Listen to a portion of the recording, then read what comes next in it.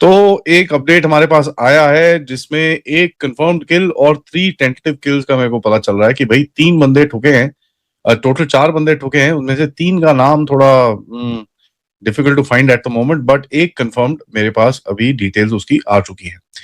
तो ये हुआ है पंचगौर में, Pakistan occupied Balochistan. I am being very very clear.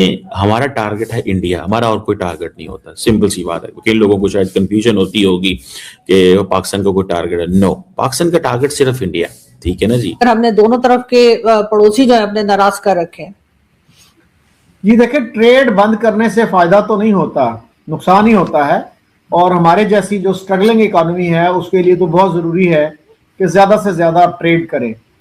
नाम इसका है बिलाल अखून सजाद हुसैन, इसका दूसरा नाम था। शोपियां जम्मू कश्मीर का बंदा है, क्रॉस्ड ओवर इन 2011। हरकतुल मुजाहिदीन में काम करता था और पाकिस्तानी बैक्ड ये जो कश्मीरी जिहाद आउटलेट है उसके अंदर इसका जो बेसिकली ये फैसिलिटेटर लेयर है फॉर द जेईएम या फिर एलईटी के लिए। और ये जो टारगेट है पाकिस्तान इसके ऊपर कभी कॉम्प्रोमाइज नहीं करता। मतलब अगर आप समझ लेना कि क़यामत भी आ जाए कि जी इंडिया से आप अपनी नजरें पीछे कर लें, इंडिया से आप अपनी नजरें पीछे कर लें, तो ये सवाल जो है वो कभी भी नहीं हो सकता। जनरल बाजवा के दौर में आपको याद होगा, सुनने में आता था कि जी हमने अपनी जो है ना प्रायोरिटीज चेंज कर ली हैं, अपनी सोच बदल दी है, पैराडाइम शिफ्ट आ गई है। अब हम जियो इकोनॉमी की तरफ जा रहे हैं, जियो स्ट्रेटजी से। लेकिन उसका भी कोई प्रैक्टिकल हमें प्रूफ नहीं मिला, जो कहते हैं ना प्रूफ पुडिंग। नाउ इसका मेन रोल था कि ये कश्मीरी मिलिटेंट्स को बाहर निकालता था वहां कश्मीर से। अब एक बार ये अंदर चले गया, कोई मिशन कर लिया, अब इसको वापस जाना है वहां पर, तो उसको बाहर निकालने का काम इसका था। He had some experience in doing that and ये लॉजिस्टिक्स और लाइजन एसेट था फॉर हरकतुल मुजाहिदीन इनसाइड पाकिस्तान। नमस्कार दोस्तों, हिंदुस्तान तक की एक और वीडियो में आपका फिर से स्वागत है। दोस्तों आज हम बात करने वाले हैं उस साइलेंट वॉर की जो सरहद के उस पार चल रही है। वो अननोन मैन यानी ना मालूम बंदूकधारी जिन्होंने पाकिस्तान में बैठे एंटी इंडिया एलिमेंट्स की नींद उड़ा रखी है, वो एक बार फिर एक्टिव हो गया है। और इस बार जो अपडेट आई है वो वाकई में चौंकाने वाली है। सीधे पॉइंट पर आते हैं। लेटेस्ट रिपोर्ट्स के मुताबिक पिछले कुछ ही दिनों में टोटल 4 बंदे ठोके गए हैं। जी हाँ, 4 नए टारगेट्स को एलिमिनेट किया गया है। इनमें से एक का नाम और पूरी डिटेल कंफर्म हो चुकी है, जबकि बाकी 3 के बारे में अभी इन्फॉर्मेशन फिल्टर होकर आ रही है। सबसे पहले बात करते हैं उस कंफर्म्ड किल की। इसका नाम था बिलाल अखुन, जिसे सज्जद हुसैन के नाम से भी जाना जाता था। ये ओरिजिनली शोपियान जम्मू कश्मीर का रहने वाला था, लेकिन 1990s में बॉर्डर क्रॉस करके पाकिस्तान चला गया था। वहाँ जाकर ये हरकत उल मुजाहिदीन, जैश ए मोहम्मद और लश्कर तैयबा जैसे ग्रुप्स के लिए एक की एसेट बन गया था। बिलाल का मेन काम प्लानिंग करना नहीं बल्कि एक्सट्रैक्शन का था। जब भी कोई बड़ा अटैक होता था, ये टेररिस्ट को कश्मीर से वापस पाकिस्तान भागना होता था, तो ये बिलाल ही था जो लॉजिस्टिक्स मैनेज करता था और उन्हें सेफ हाउसेस तक पहुंचाता था। इसकी किलिंग के बाद दोस्तों ये पूरा नेटवर्क हिल चुका है पूरी तरीके से। हमारा टारगेट है इंडिया, हमारा और कोई टारगेट नहीं होता। सिंपल सी बात है। कई लोगों को शायद कंफ्यूजन होती होगी कि पाकिस्तान का कोई टारगेट है। नो, पाकिस्तान का टारगेट सिर्फ इंडिया। ठीक है ना जी। और ये जो टारगेट है पाकिस्तान इसके ऊपर कभी कॉम्प्रोमाइज नहीं करता।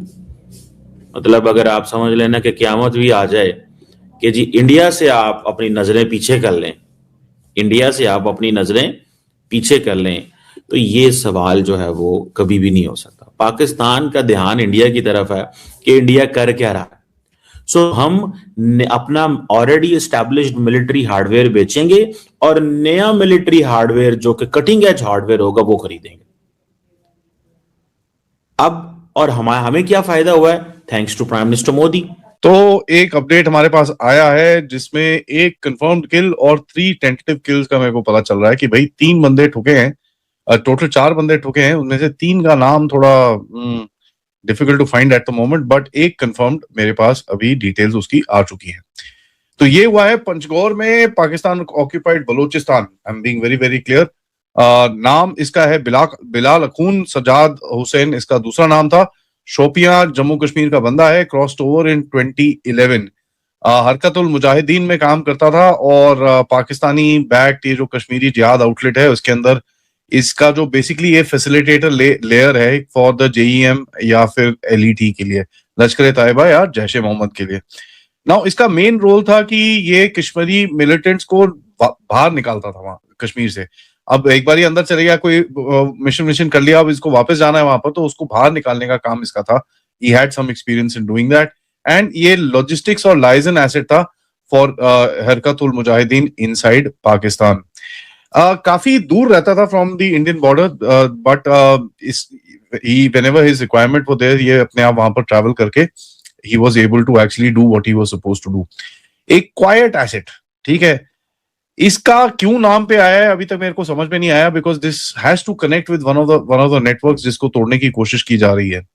रंजनपुर पंजाब में रहता था, उसके बाद पंजगोर बलोचिस्तान में भी इसका कुछ एक वहां पर छोटा सेफ हाउस या कुछ था। इसको क्लोज रेंज में स्मॉल आर्म्स से टिक्कियां मार के वहीं पर ही छोड़ दिया गया।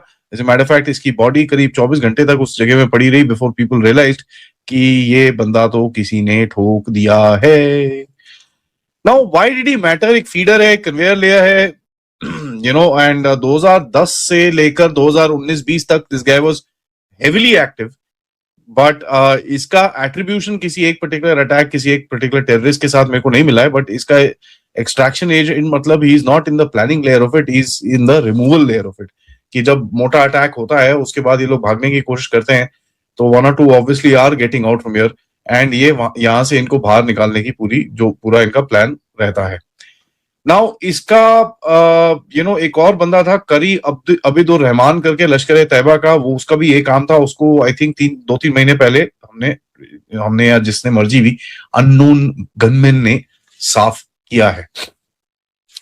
इसके बाद मेरे पास 3 और बंदों की डिटेल्स हैं, but I have not been able to figure out इनका क्या नाम है अभी तक। नाम निकल जाएंगे ऐसी बात नहीं है, because there has to be some sort of a cover up, क्योंकि अभी तक मैं जो देख रहा हूं before I come to these 3, जो एक लेटेस्ट चीज मुझे दिख रही है in you know in the main region, जैसे नंगरहार के अंदर पूरी तरह से जो केमिस्ट्री का एक काम होता था, जहां पर ये TATP और ये सब मटेरियल्स के ऊपर काम किया जाता था, वो पूरा अभी तक कोई भी वहां से किसी चीज का चार्टर मेरे को पकड़ में नहीं आया है। दोनों तरफ के बॉर्डर जो पाकिस्तान के, चाहे वो भारत का हो या अफगानिस्तान का, ट्रेड के लिए बंद हो चुके हैं। किसी को हमने बंद कर दिया, किसी ने जो है वो कह लीजिए कि हमें बंद कर दिया, ऐसा भी हुआ है। तो क्योंकि जाहिर है कि इमरान खान साहब ने जो है भारत के साथ बंद किया था ट्रेड, और अफगानिस्तान ने हमारे साथ बंद कर दिया। सर, आपके ख्याल से हमें क्या नुकसान या क्या फायदा हो रहा है अगर हमने दोनों तरफ के पड़ोसी जो है अपने नाराज कर रखे हैं? ये देखिए, ट्रेड बंद करने से फायदा तो नहीं होता, नुकसान ही होता है। और हमारे जैसी जो स्ट्रगलिंग इकोनॉमी है उसके लिए तो बहुत जरूरी है कि ज्यादा से ज्यादा ट्रेड करें। जनरल बाजवा के दौर में आपको याद होगा, सुनने में आता था कि जी हमने अपनी जो है ना प्रायोरिटीज चेंज कर ली हैं, अपनी सोच बदल दी है, पैराडाइम शिफ्ट आ गई है। अब हम जियो इकोनॉमी की तरफ जा रहे हैं, जियो स्ट्रेटजी से। लेकिन उसका भी कोई प्रैक्टिकल हमें प्रूफ नहीं मिला। जो कहते हैं ना, proof of the pudding lies in the eating, वो नहीं नजर आया कि प्रैक्टिकली कोई चेंज वाकई हुई थी, नहीं हुई थी। तो अब ये देखिए कि हमारे कितने बड़े बड़े जो इकोनॉमिस्ट हैं वो सारे ये कहते हैं कि इंडिया पाकिस्तान ट्रेड में पाकिस्तान का ज्यादा फायदा है। बल्कि जनरल बाजवा ने कुछ जर्नलिस्टों को ये भी बताया था कि मैंने अपने इदारे से मैंने ये रिसर्च करवाई, क्योंकि मैं अगर किसी सिविलियन इदारे से रिसर्च करवाता तो लोग कहते हैं कि ये तो सिविलियंस तो बिके हुए हैं, सिविलियंस तो ट्रस्टवर्दी नहीं है। तो अपने एक इदारे से, and I think he was referring to ISI, उनसे रिसर्च करवाई कि इंडिया पाकिस्तान ट्रेड में किसका फायदा ज्यादा है। तो उनकी फाइंडिंग ये थी कि पाकिस्तान का ज्यादा फायदा है। तो इसमें मेरा ख्याल हमें ज्यादा तवज्जो देनी चाहिए। दोस्तों, अब बात करते हैं उन बाकी 3 लोगों की। हालांकि इनके नाम अभी पब्लिक नहीं हुए हैं, लेकिन खबर ये है कि ये भी इसी नेटवर्क का हिस्सा थे। पिछले कुछ हफ्तों में हमने देखा है कि कैसे अलग अलग रोल प्ले करने वाले लोग, चाहे वो बॉम्ब बनाने वाले केमिस्ट हो, फेक डॉक्यूमेंट्स बनाने वाले फोर्जर्स हो, या बिलाल जैसे फैसिलिटेटर्स, एक एक करके रास्ते से हटाए जा रहे हैं। एक्सपर्ट जैसे कि जो भारत की तरफ से होते हैं वो तो कंफर्म कर ही रहे हैं इन सारी न्यूज़ को, लेकिन पाकिस्तान की तरफ से भी रोना हो रहा है। वो बोल रहे हैं कि रो करवा रहा है, रा की साजिश है, ऐसे ऐसे कह रहे हैं, बेसिकली भारत को ब्लेम कर रहे हैं। ये दोस्तों सिर्फ रैंडम किलिंग्स नहीं है, बल्कि एक सिस्टमैटिक सफाया है। पूरा का पूरा मिडल लेयर तोड़ा जा रहा है ताकि टेरर ग्रुप्स ऑपरेट ही ना कर पाए। डर का माहौल इतना है कि अब ये नेटवर्क्स पाकिस्तान छोड़कर बांग्लादेश की तरफ शिफ्ट होने की कोशिश कर रहे हैं ताकि दुनिया की नज़रों से बच सके और पाकिस्तान पर ब्लेम ना आए। लेकिन जो भी हो, मैसेज क्लियर है, एंटी इंडिया एक्टिविटीज़ में शामिल कोई भी शख्स अब सेफ नहीं है, चाहे वो बॉर्डर से कितना भी दूर क्यों ना बैठा हो। आपका क्या मानना है इस नई स्ट्रेटेजी पर, कमेंट सेक्शन में ज़रूर बताइए। और अगर आपको ये डिफेंस अपडेट्स पसंद आई है तो वीडियो को लाइक करें और चैनल को सब्सक्राइब करना ना भूलें। मिलते हैं हिंदुस्तान तक की अगली वीडियो में, तब तक के लिए धन्यवाद। जय हिंद।